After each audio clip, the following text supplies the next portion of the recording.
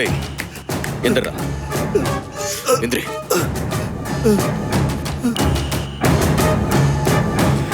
பாரு, ஆகாஷ் சொன்னதுனால உன்னை உயிரோட விடுறேன்.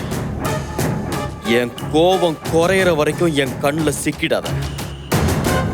அப்புறம் இதுல இருக்கிற மொத்த புல்லட்டையும் உடம்புல இறக்கிடுவேன்.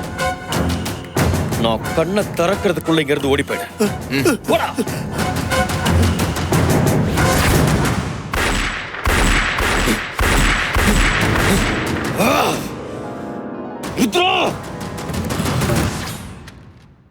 என்னாச்சு சார்?